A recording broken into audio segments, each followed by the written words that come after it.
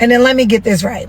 So a man has to come in and take care of all of his problems. And all of his problems means the car note, the car insurance, his mortgage, his rent, the HOA fees, his health insurance, the dental insurance, all the little fees that he has to pay throughout, everything else, right? So he's expected to come in, pay all that, come into your world and take over all your bills that you have been taking care of by yourself, right?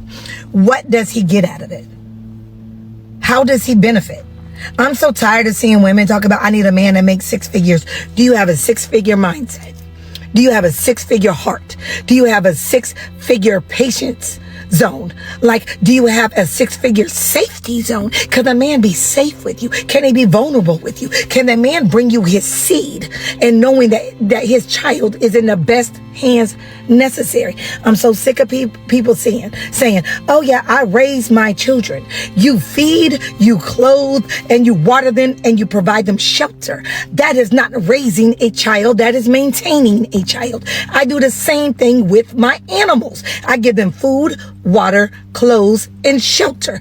Can he bring you his seed and you teach his seed, teach his children love, life, understanding, peace, integrity, forgiveness, patience, who and what God is, health, how to balance their finances, their education level. Let's not just send our children to school and think that they're going to teach them the right way. Are you teaching them in your home? And he bring you this. It appears that more women are beginning to speak up and confront a critical issue: the lack of accountability.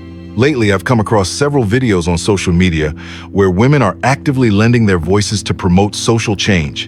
In one such video, a confident and articulate woman is seen encouraging other women to reflect on their personal preferences and standards. Her message is both powerful and clear. You attract what you project. How old are you? 19. Relationship status? Single. Why do you think you're single at 19? Because I choose to be. For what reason? Because I date to marry.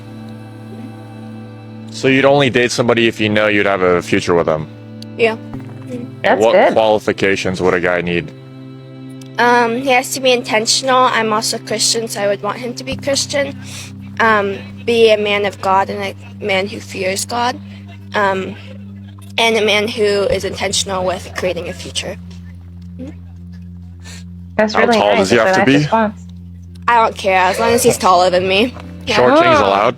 Yeah, I don't care. It's pretty easy to be taller than me anyways. And by God-fearing, do you He's mean done. does he have to be very religious, or just Like- can he just go once a week to church and be kind of... No, I would want him to be really religious because I am, and I don't want to go by myself on Sundays. I want him to lead our family. Yeah. So you put God first, man second, and then you under him? Yes. And then the child under you? No, the child before me. Never mind that she's only 19, she's clear about what she wants: a God-fearing man who leads with purpose. While some of her peers are navigating very different paths, from early motherhood to chasing the fast life through risky choices, she's focused on something more meaningful. She's dating with the intention to marry. I sincerely hope she finds what she's looking for: a man who is intentional, as many women would say. Why do men have to initiate everything? Why is the thing for dating these days, if a man isn't doing everything, he's not interested in you? A lot of women say that you're not supposed to show your emotions or show that you like a man until he shows it first. Some people say a relationship or dating a man will only work if he's head over heels in love with you first, and then you show him love. Some people say you need to be a mean girl in order for a man to like you. Be mean to him and then you'll get him, sis. Like, be mean. Like, men like to chase mean girls. Like, men love when you don't like them. So if you love a man, don't say it. Don't show it. Don't act like you love him. Don't show him that you love him. Don't check up on him. Don't text good morning first. Don't do any of that. You just need to be really mean and be stuck up, and then the man will love you, and then the man will fall for you. And then if you are the type of female that shows that affection and that love and that reciprocated energy, you're somehow dumb. And you're a pick-me for doing that. And oh, that's the reason why he did you wrong. Are y'all okay? Like, are y'all okay? If I like somebody, I'm gonna show them that I like them. I'm not gonna move heaven and earth for that person when I just met them, but dang. And we're talking for like 2 months and I see he having a rough day, I'm gonna buy him lunch. If I'm out at the store and I see something that I think my man would like, I'm gonna buy it for him and give it to him just because. Like, y'all are keeping score. Like, everything is, oh, give and take, or take, or, oh, if he don't do this, don't do that. Make sure he's paying for everything. He needs to be paying for your nails, your toes, your hair. He needs to be doing everything for you, and all you have to do is be a mean girl, and everything's gonna be okay. Like, just be mean to him, girl. That's how you get him. Seriously, are y'all okay? Everything is about keeping score. Everyone's afraid to show affection. Everyone's afraid to be open with their feelings. Everyone's afraid to reciprocate energy. And then you wonder why nothing is working out. No one's getting married. There's so many broken homes. People are getting cheated on. People are doing all this crazy stuff when all you have to do is be yourself, bro. Like, be yourself. How are you gonna find the right one if you're not being yourself? If you think that she looks pretty or he looks handsome, tell them. If you woke up that morning and you want to text him good morning, even though he didn't text you back last night, just say good morning. Hope you slept well. Like, why does everything have to be about, oh, if you do this, then you're chasing? Isn't the idea to, like, be in love and, like, get there one day? Like, why is everything, I don't know. Like, this is weird and I hate it here. In this video, the speaker encourages women to take initiative when it comes to relationships. Too often, many women hold back either due to selfish mindsets, poor advice from friends, or the influence of social media. Relationships are not a game or a competition, yet some treat them as such. It's common for a woman to admire a man but still wait for him to make the first move. While it's understandable that a woman may not want to appear too forward and that many men enjoy the pursuit, we've evolved beyond those rigid expectations. The message is simple and empowering. Go after what you want and what you believe you deserve. Don't let opportunity pass you by. And most importantly, be kind.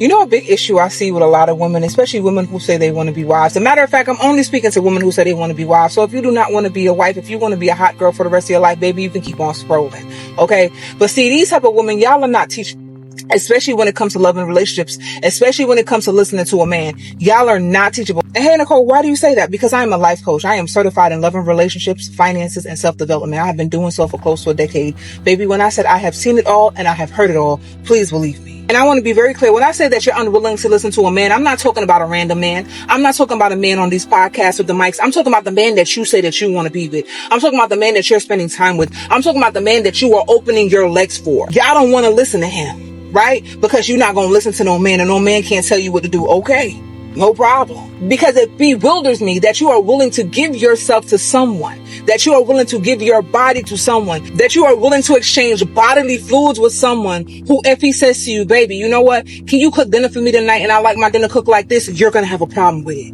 Let's make this make sense. And the crazier part is these women will not listen to the man that they chose and the men that they say they want to be with, but they will listen to their miserable ass friends who are in the same boat, in the same predicament as they are. And they'll sit around and be girls with their friends who have absolutely nothing just like they do. I'm not just talking about not having a man. I'm talking about not having anything that they say they want out of life. You cannot say that you want to be a wife, especially when you're talking about you want that soft life and you want to be taken care of. You can't say that you want to be a wife and you're unwilling to do wifely things. And also the problem with a lot of y'all is that y'all don't really want to be a wife. You want to be married. So simple as I could put it. You want a healthy relationship? You want a good man?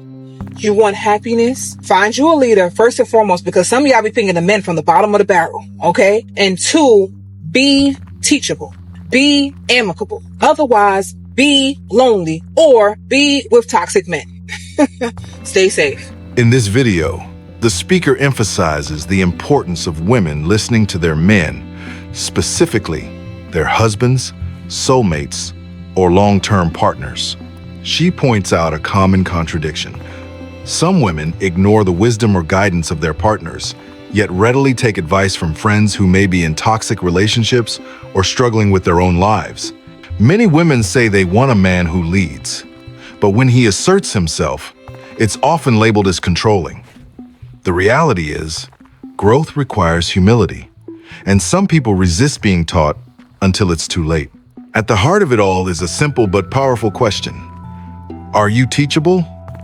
Because none of us are perfect. What do you think about this video? Drop your thoughts or share your own story in the comments. I'd love to hear from you.